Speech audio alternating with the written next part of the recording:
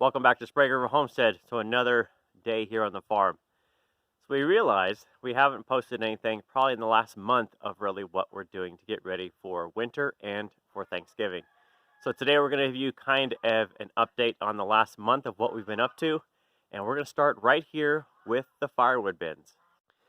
So you guys know we have been burning wood since September, so we're not going to have full bins. So you can look, the first bin closest to the house there, most of the way full. Second bin is probably a little over half. It's about 3.5 rows out of 6. And then if I pan around here, oh, who's that? Pan around here, this is third bin. So this is kind of the odd stuff. Now, a lot of these chunks, these kind of like sliver donuts, whatever you want to call them, those are off the oak pile. Now, Nikki took those, and so they burn so long, we typically just use one of those per day or per night. They burn for hours, so we just cut them into chunks like that, about 3 inches thick or so on some of that, and those things burn beautifully. So if I pan around here, there's my firewood stacker. Quad is all ready to go for winter. It's been an oil change, just filled up the gas tank with stabilizer in it, and we're done. So this is the remainder of the firewood stacking. And what do you want to look at next? Your carriers? Sure. There we go. All the carriers washed and drying so they can be hung up later. And that is a wrap on my show season for this fall. And one less thing to have out in the yard during the snow. All right, so we haven't put our plucker away yet. We still have a Thanksgiving turkey to do. And the point of that is we have already done all of our meat chickens. So now we've got the numbers together for the meat chickens, but we're not going to tell you just yet. Nikki's going to do a full video on meat chicken math and kind of how many we bought, what we got out of them, and how much it cost us to raise them. So she's going to do a complete video on that separately, but just know the meat chickens are done. They're all in the freezer between everybody that was on the distribution of them, and they turned out pretty darn good. Alright, so we've got a whole bunch of fun stuff on the trailers. My dad has been kind of busy cleaning stuff out, both at his house and at his office. I think we mentioned it in a video that one of my uncles, my dad's youngest brother, had a couple of different cancers. He wasn't expected to make it. He did pass away at the end of September. So Dad's been kind of cleaning stuff out both at my uncle's house and at the construction yard because he was one of my dad's partners.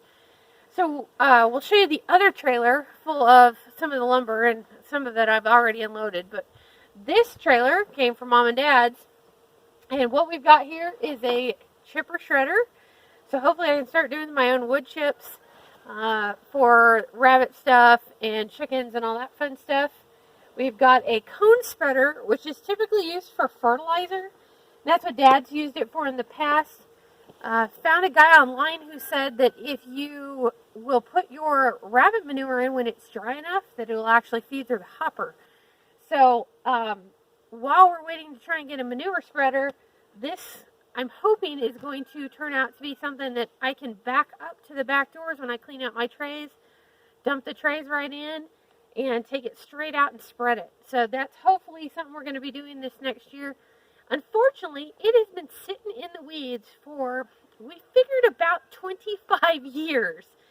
So she's all rusted up. Kanan's going to have to do a little work on it. But hopefully this is something we're going to be able to use this next year. It'll do seed and stuff too. So when I go to replant some stuff, if we can get it working, we can do seed. And then my dad's had some barrels hanging around, and I'm not sure right now what I'm going to do with them. But every good homesteader knows you can never have too many plastic barrels. And he actually said that there's still 2 more at my uncle's place that he's going to bring home for me. So I've used these for heat sinks in the greenhouses. I'm going to get some tap kits and actually put some spigots on them, and possibly do some rain barrel stuff off of some of the birdhouses with them too. So we've actually still got one out by the garden, and then these 3, and then, like I said, he's got 2 more for me. So lots of fun stuff there. So as we're walking to the barns, Nikki has her greenhouses closed up. So this is the one we've rebuilt feels like what, twice? At least. At least twice is the Harbor Freight one on the left. But just to show you, Nikki did actually finish up on the hoop greenhouse the door on it. So that took her, I don't know, a couple hours maybe, Yeah, on one day. It was a custom fit job. It was a custom fit job, but it's on there keeping everything inside good, keeping the cats out, and they are really unhappy about it, but it's doing a great job there. So you can kind of see as we walk out to the barn out here, we have one of the doors to the barn closed off. Now, it's got some ladies in there that are going to be mixed up with the two little boys here. So right now, gonna this afternoon go ahead and put together, split these pastures out, and basically open up that door.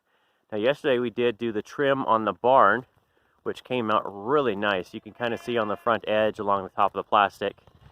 We've had the trim here, just never really got around to it. So the barn is done with the trim, and the peak will not drip anymore in the center. And I'm currently cleaning out that last stall, and then we're going to put it in a new yard here. So if I pan around, skid steer, the ladies are constantly yelling across the way to the boys and swishing that tail. So Trixie there in the middle, you can kind of see her tail a little bit. She is ready to go with the gentleman across the way. So trying to get that done. And there's the other barn with the trim and the peak on it. So one thing we did do this week also is we went and picked up 3 tons of hay, which will close out the year. So remember, we've been feeding a couple months, and you can see clearly if I show you, I'm going to move over a little bit, but you can see the dark green on the left, and you can kind of see the more goldenish color, I guess you'd call it. But that's a little bit older of hay. So you can kind of see we put that in. And that did one day, and that bought out our hay man. He was done. Happy to have it all sold, and we talked about doing some more stuff for next year. So right behind Nikki here is a little bit of our lumber, so you can see all of that OSB plywood right there, all in a stack. And then you've got a couple extra pieces of trim. We ended up overbuying, and I think we didn't realize what length we had got. Maybe we bought, what did we buy? 12s, and we ended up... Dad says that he thought they were 10s, and they turned out to be 12s. But I did the math on it. I'm not sure what happened, to be honest, because it didn't really work out to do 10s either.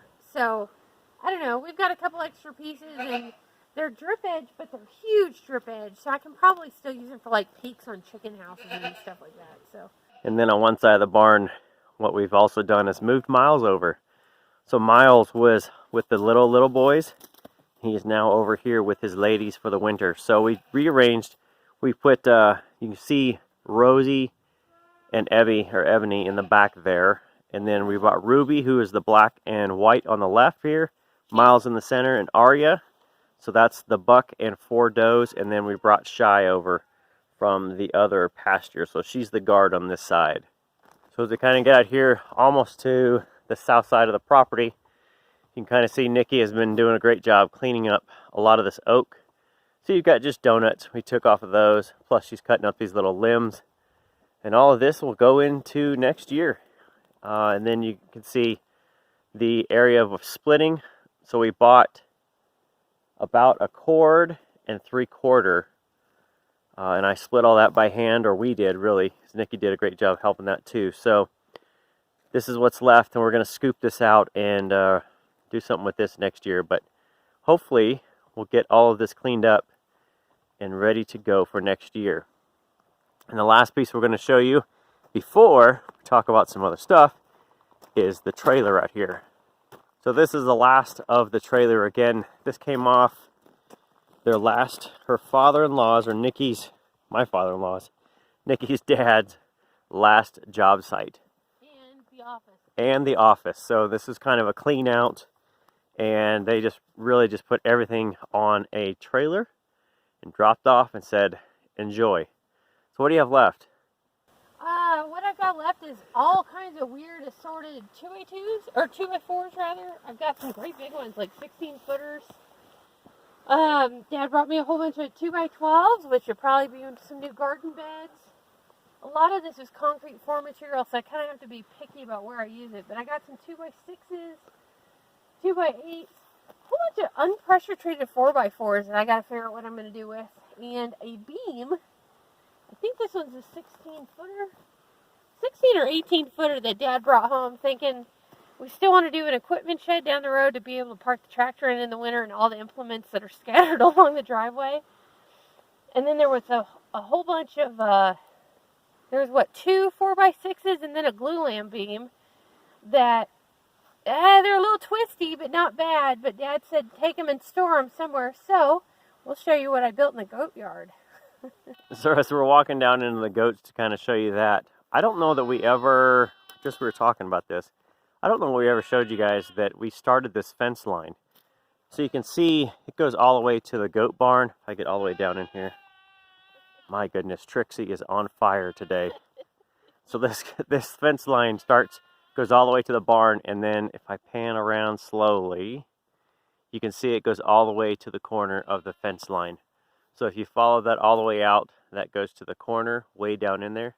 And this will be cross-fenced, so it'll be netting fence and keep the goats in. So we will have multiple pastures to be able to run them in and let them graze as the melt comes through and grass diminishes. We can let them out far and then start bringing them close in as the season progresses. And if it doesn't get too cold too soon, I know it's going to get cold this next week and then back in the 40s. If the ground doesn't get real wet, I'm going to bring out the post hole digger on the tractor, because what this line needs to be able to run the fence is some end posts. And then I'm sure you saw the big gap when Kanan was looking at it. There's a gap in there for a gate. So I've got to put posts on either side of that hole. And then this line is actually ready for a fence. So we'll kind of keep your fingers crossed for us that the weather stays halfway decent, that I can at least get some post holes dug this fall yet. So now this is what Nikki built. So we had 3 stumps. Oh, Katie wants to be in the picture. Oh, jeez. So this is what Nikki built. She took 3 of the kind of the bigger stumps that I was having trouble splitting and took 3 of the beams. So she made this triangle. Kind of hard to see from this level, but it's a triangle that the goats could play on. Instead, they either jump over it or rub on it. So at this point, they're not using it kind of like a balance beam to push each other around and play on. But they sure like to scratch their butts on it. So there you go. That's a goat for you. You give them great toys, and then they won't use them. So that kind of covers up the projects that we've been working on. Now, for the rabbits, Nikki's going to tell you what she's been working on there. So for those of you who have been asking about the silver fox video, we finally got it filmed weekend before last. I have a whole bunch of footage from a convention, along with what I got from a friend of mine who did the silver fox video with me. And basically what's got to happen is I've got to sit down and have the time to watch it, make sure we didn't miss anything, and then we just got to get it edited. Same thing goes for the lilac, which is a smaller rabbit, but we did get some lilac footage. I had a couple of people ask me to please make a video talking about some of the best breeds for fur and pelt. So I got a whole bunch of stuff at convention. I just have to go in and figure out which of those I want to use for that video and actually do a little bit more filming for that. We're also going to do a video about crossbreeding, line breeding, inbreeding, and all that kind of terminology, because I'm getting some questions from a lot of people that are wondering, is it all right to breed a daughter to a father, or, you know, a buck back to his mother with the rabbits? The short answer to that is yes, but there's some things you got to watch out for and got to know. So we're going to talk about that. And also how it relates to goat breeding, because we kind of get into the same thing there. And we're going to talk about the species you don't want to do that with, particularly things like dogs you don't want to breed too closely. So I got that coming up. Like Kanan mentioned, we're going to do a meat chicken video talking about meat chicken math, how long it takes, how much you can expect. We're also going to do some stuff about talking about the nutritional needs, making sure that you can feed your chickens and poultry correctly. Too many people feed, you know, layer feed to everything, and that's maybe not the right thing to do. What else did you have me doing? I don't know how much you had to do other than rabbit stuff. I think that was about it. Some rabbits and some chicken videos. I got to go back through my list. Anybody who's ever recommended one, I do have a video on my list. it's just getting caught up. And with the cold weather coming in, hopefully I can get a whole bunch of those things. I've got toenails to cut, so that's another video we need to do to show you how to cut rabbit nails. Um, Other stuff like that. If you've got a suggestion, leave it down in the comments, and I'll add it onto my list if I don't have it already, and we'll see if we can knock that out for you. So speaking of weather, we have a bomb cyclone. Is that what it's called? Yeah, but this is the first time I've seen one come into the West Coast. So you're probably used to seeing them come in on the East Coast, what they call a bomb cyclone. The weather won't be quite that bad by the time it reaches us because we're, 3.5, 4 hours inland. But they are saying starting on Monday evening, I believe it is, on the southern Oregon coast, we've got a bomb cyclone coming in that is going to bring us some crazy cold weather. And from Tuesday morning to Wednesday at noonish, we're predicted for anywhere from 6 to 11 inches of snow in 24 to 36 hours. So it's going to be really exciting around here. Yeah, with that is going to bring, I think the lowest we saw, and the forecast keeps fluctuating, but somewhere in the 0 to -2 to 4, Yeah. something like that on Thanksgiving morning. So 5 days of forecasted weather where we don't ever hit freeze during the day. Yeah, it's going to be cold. Now, Nikki mentioned a lot of videos she's going to do. Some of the ones I'm going to do are related to farm equipment. So we're fortunate right now. We do have a skid steer here, and it sounds like we may be kind of the resident keepers of it for the time being, while the construction company gets adjusted around. So I'm going to do a video on skid steer versus tractor and what kind of the benefits are and kind of things to look for, attachments and that, because that's starting to become a little bit more common than I thought. People are trying to make that decision, do they buy a skid steer or a tractor for their homestead, because typically a skid steer is not going to be great for a 100-acre homestead, but for 3 to 5 to 10 acres, it might be a great option, and we're going to talk about why that is. Outside of that, we'll talk about how to buy a tractor, what to look for, and appropriately size it for your place. A lot of times we see people generally just ask, say, hey, I've got a homestead, I want to buy a tractor, what should I get? And the immediate answer is a 55 horsepower John Deere tractor, which we're like, what? You don't even know how big their homestead is. So we're going to cover all of that on what you should look for in a tractor, implements together, and then appropriately size it. And I've got some good numbers for that. And then Nikki's been driving ours for years, so can give you some really good insight on things she would look for, because you know, being a driver and also being a woman, there's a little bit different than what I would probably suffer through to have the right size tractor. Yeah, and a lot of the time it's a height issue. Like, let's be honest, tractors aren't really made for anybody under about 5'6" a lot of times.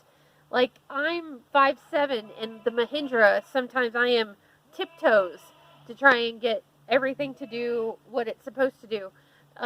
Skid steers are the same way. They're a little bit more height friendly, but while he's doing that, I'm going to give you all my perspective, both as a female and somebody who's not 6 foot, and talk about how easy it is to get some of these attachments on and off, especially by yourself, because there are some things I cannot get on and off by myself. I've got to have the muscle of this guy. So it's another thing to kind of give you a perspective on that maybe you're not going to get if you look elsewhere. Like online, most of those guides are built towards men. And let's face it, we women are a growing part of the farming and small farm movement. Yay us. But that means that equipment's got to start being tailored to us too. So outside of that, so we'll cover some tractor and skid steer stuff that I'll cover. Nikki's going to do a great job on covering all the rabbits, meat chickens. We've got a lot of data. We've been collecting a lot of data and stuff to back up not just opinion, but to tell you honestly how much it's cost, why we've done it this way, and anything we would do differently on the next round of it, so that you guys can kind of jump ahead and jump right into maybe step 2 that we've already kind of figured out, things that do and don't work well, and give you guys that head start. Beyond that, we're going to leave the door open for you watching. If you have questions or have something you'd love to see beyond what she already has on her video list, now is the time to drop it down in the comments. I am off the first 3 weeks, or first 3 days of Thanksgiving week, so I have a 9-day stretch here, which we're in day 2 already. Yeah. Time goes by. But we have a great amount of time, especially when it's -4 degrees out or 25 degrees. We might be able to film a lot of stuff indoors or kind of do breaks in that where we're not going to have time to really go outside and work. We can do a lot of filming, and then all the way through, I think we have enough videos almost to cover literally to the end of 2019. We should. And we will get stuff out there for winter, January to February, depending on how much we have and how much we want to release out on a timely basis. But we can have enough stuff out there to answer your questions or make videos on selecting different things, whatever you're interested in. But we'll get you on the right track going into 2020 and kind of jumpstart your homesteading adventure then next year. And since you've probably been listening to Miss Trixie, the obviously in heat goat the entire time, we'll also make a video talking about how we get ready for the breeding season and how we breed. A lot of people do the whole thing of what's called hand breeding, where they bring the doe to the buck or the buck to the doe. We pasture breed, which is a little bit different. So we'll get talking about, we have what, 23, 25? Yeah, I don't even know anymore. We've got over 20 does that we're breeding this year, I believe.